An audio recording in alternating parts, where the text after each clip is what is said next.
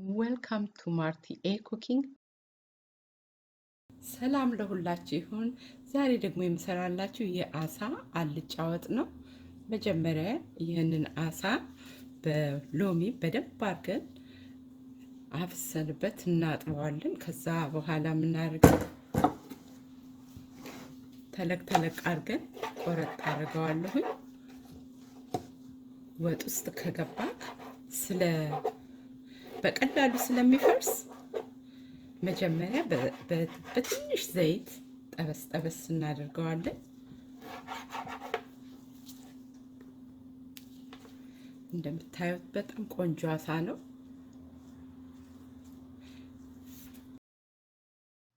በዚህ የአሳ ወጥ ውስጥ የበለጠ እንዲጣፍጥልን ደግሞ የኢትዮጵያ ቅቤ ትንሽ ጠብ ማድረግ እንችላለን መጨረሻ ላይ። አሳው ውሃ ያለው ከመሰላችሁ እንደዚህ ውሃውን ልናደርቀው እንችላለን በናፕኪን።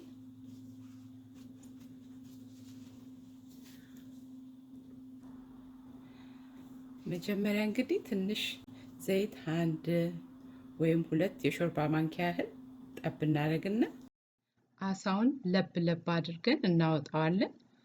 ጨው በተን ማድረግ እንችላለን። ከዛ ይህን የምናደርገው ስትናደርግ እንዳይፈስብን ብቻ ነው። ይህንን ስናደርግ ነንስቲክ ፓን ተጠቀሙ።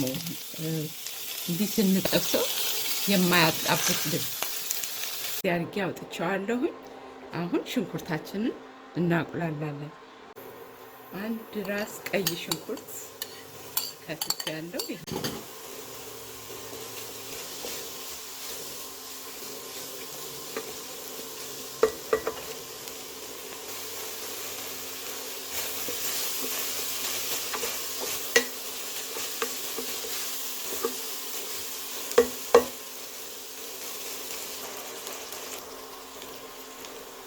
ነጭ ሽንኩርትና ዝንጅብል አብሬ የፈጨሁትን ጨምራለሁ።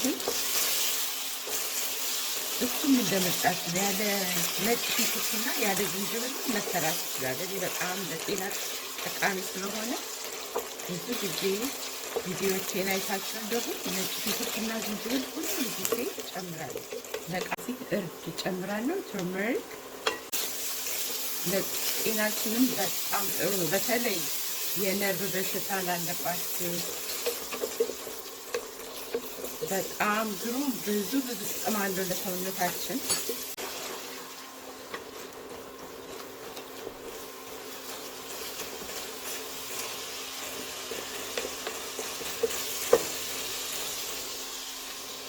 አሁን ትንሽ ጨው ጨምራለሁ።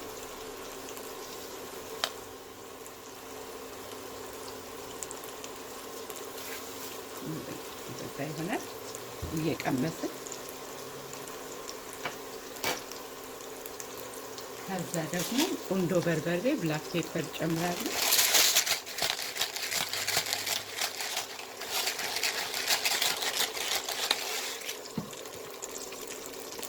ውሃ ጠብ እያደረግን እናቁላለዋለን።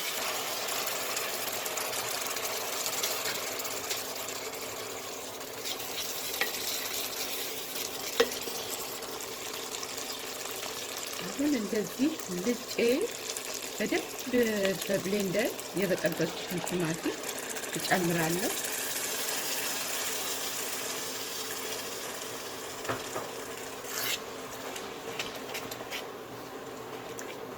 በዚህ አጋጣሚ ልነግራችሁ የምፈልገው ነጭ ዋይን የወይን ጠጅ በሀገራችን ነጭ ዋይን ሽንኩርቱን ስታቁላሉ አብራችሁ በነጭ ዋይን ማቁላላት በጣም ቆንጆ ነው። ልክ ቃና ሁሉ ልዩ ነው የሚሆነው። ግን አረብ ሀገር ያላችሁ እህቶቼና ወንድሞቼ ወይን ያለ ወይንም እንደዚህ መስራት ይቻላል።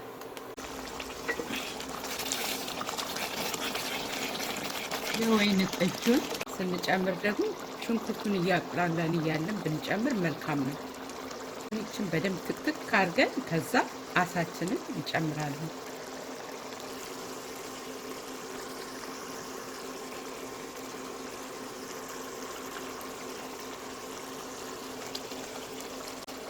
አሁን ያዘጋጀነውን አሳ እንጨምራለን።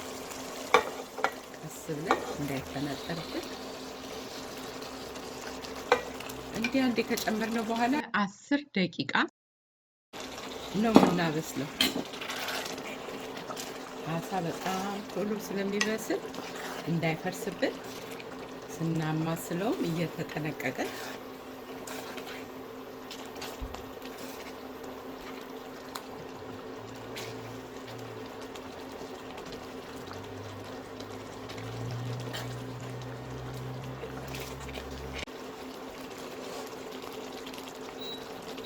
በላዩ ላይ ትንሽ ቃሪያ መጨረሻ ላይ እናደርጋለን።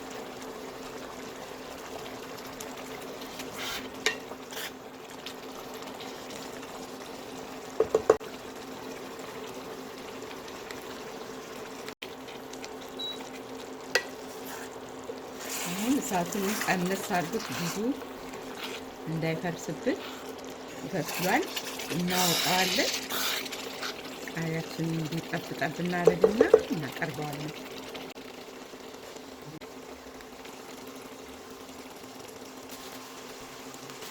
እንዲሰርታችሁ እንደምትጠቀሙ ተስፋ አድርጋለሁ።